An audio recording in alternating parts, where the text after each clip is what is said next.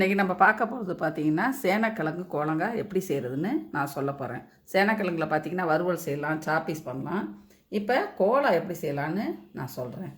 இதுக்கு பார்த்திங்கன்னா ஒரு 1/4 கிலோ சேனக்கிழங்கு, இந்த கப்பால் பார்த்திங்கன்னா 3/4 கப்பு தோல் சீவிட்டு இதை க்ளீன் பண்ணி வச்சுருக்கேன். இப்போ அதுக்கு பார்த்திங்கன்னா ஒரு சின்ன கப்பால் 1 கப்பு தேங்காய், ஒரு 1/2 கப்பு பொட்டுக்கடலை, ஒரு ஸ்பூன் கசகசா, 1 ஸ்பூன் சோம்பு, 1 ஸ்பூன் மிளகாத்தூள், ஒரு 1/4 ஸ்பூன் மஞ்சத்தூள், அதுக்கு தேவையான அளவு உப்பு. அப்புறம் பார்த்திங்கன்னா ஒரு 10 சின்ன வெங்காயம் ஊற்றி வச்சுருக்கேன். சின்ன வெங்காயம் இல்லைன்னா பெரிய வெங்காயம் கொஞ்சம் நறுக்கி வச்சுக்கோங்க. ஒரு 10 பூண்டு பல், கொஞ்சோண்டு இஞ்சி தோல் சீவி பொடியாக நறுக்கி வச்சுருக்கேன். கொஞ்சோண்டு கொத்தமல்லி, கொஞ்சோண்டு புதினா. இது எல்லாமே இலையை ஒண்டி எடுத்துகிட்டு நல்லா பொடியாக நறுக்கி போடுங்க. தண்டு வச்சா கோலா கரெக்டாக வராது. அதனால் இலையை ஒண்டி கொஞ்சமாக நறுக்கி வச்சுருக்கேன்.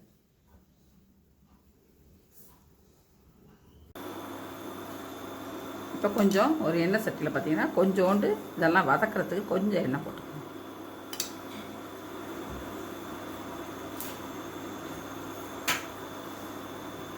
இதில் வந்து ஃபஸ்ட்டு இந்த சேனக்கிழங்கு வெட்டி வச்சுருக்கோம் பார்த்திங்களா.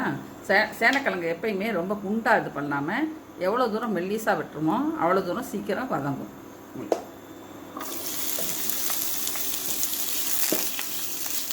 இதை வந்து பார்த்திங்கன்னா நல்லா எண்ணெயில் வதங்கிடும். சேனக்கிழங்கை நல்லா வதக்கணும். வதங்கிட்டு அது எப்படி பார்க்கணுன்னா, இதை இப்படி லேசாக எடுத்து அமுக்கி பார்த்திங்கன்னு வச்சுக்கோங்களேன், இந்த மாவாக ஆகிடும். அதிலே கொஞ்சம் லைட்டாக வெந்துடும். அந்தளவுக்கு அந்த பச்சை போக வறுத்தணும். இப்போ இதிலே பார்த்திங்கன்னா இந்த வெங்காயம் இருக்குது பார்த்திங்களா, அதையும் போட்டுருங்க, பூண்டையும் போட்டுருங்க, இஞ்சியும் போட்டுருங்க. போட்டுட்டு அதையும் ஒரு நல்லா 2-3 கிண்டு கிண்டிக்கணும்.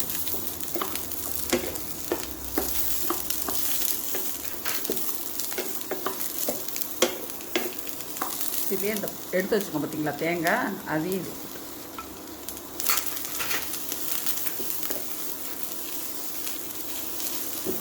இதுலேயே இந்த மிளகாத்தூளும் போட்டுருங்க. எடுத்து வச்சுருக்கோம் பார்த்தீங்களா மஞ்சத்தூள் இதில் போட்டுருங்க. இதுக்கு தேவையான அளவு உப்பையும் போட்டு ஸ்டவ்வை ஆஃப் பண்ணிவிடுங்க. ஆஃப் பண்ணிவிட்டு இது எல்லாத்தையும் ஒன்றா கலந்துடுங்க.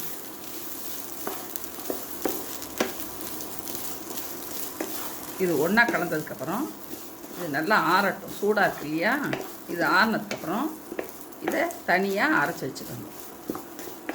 இதில் நல்லா வெங்காயம், பூண்டு, இஞ்சி இதெல்லாம் சேர்ந்துருக்க வாசி அரைக்கிறப்ப இதுலேயே தண்ணி விடும். அதனால் நீங்கள் தண்ணி தெளிக்காதீங்க. இப்போ ஃபஸ்ட்டு பார்த்திங்கன்னா நம்ம எடுத்து வச்சுருக்கோம் பார்த்திங்களா பொட்டுக்கடலை, அது சோம்பு, கசகசா, இதை முதல்ல ஃபஸ்ட்டு நுணுக்கி எடுத்துக்குவோம்.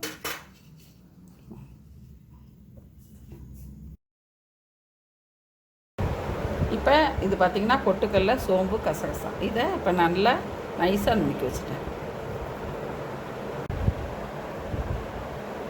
இப்போ வந்து இது இப்போ நல்லா ஆறிடுச்சு. இதை இப்போ நம்ம அரைச்சி எடுத்துக்குவோம்.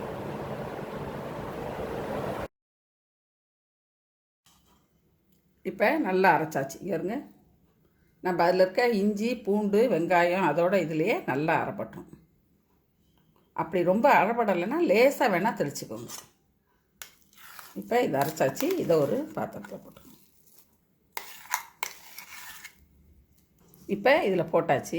இப்போ நம்ம ஏற்கனவே நுணுக்கி வச்சுருக்கோம் பார்த்திங்களா பொட்டுக்கடலை, சோம்பு, கசகசா, அதை வந்து இதில் போட்டுடணும். கொஞ்சம் முக்கால்வாசி போட்டுக்கோங்க, பிசைஞ்சு பார்த்துக்கிட்டு போட்டுக்கோங்க. இதுலேயே இப்போ நம்ம பொடியாக நறுக்கி வச்சுருக்கோம் பார்த்திங்களா கொத்தமல்லி தழை, புதினா தழை, இதை வந்து இதில் போட்டுக்கோங்க. இப்போ வந்து இது நல்லா பிசைஞ்சுக்கோங்க. பார்த்திங்களா இப்போ நல்லா இது வந்துடுச்சு பாருங்கள். நல்லா கோலா லெவலுக்கு பதமாக இருக்குது. இப்போ அதை நம்ம உருட்டிடுவோம். இந்த மாதிரி சின்ன சின்ன பீஸாக எடுத்துக்கிட்டு நம்ம முதல்ல உருட்டி வச்சுக்கோங்க.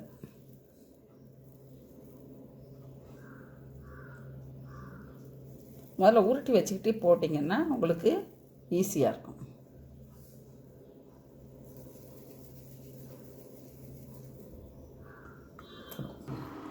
கோலாவை முன்னாடியே இது மாதிரி உருட்டி வச்சுட்டேன். இப்போ பார்த்தீங்கன்னா எண்ணெய் காஞ்சிடுச்சு, அதில் போடலாம். இது முன்னாடியே உருட்டி வச்சுட்டு போட்டிங்கன்னா உங்களுக்கு ஈஸியாக இருக்கும்.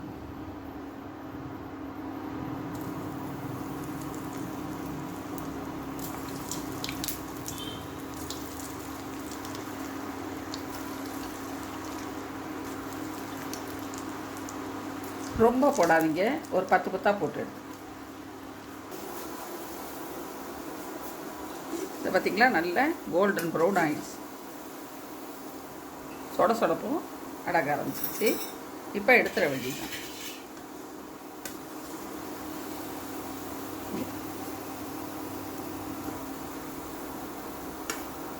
அவ்வளோதான் எடுத்து.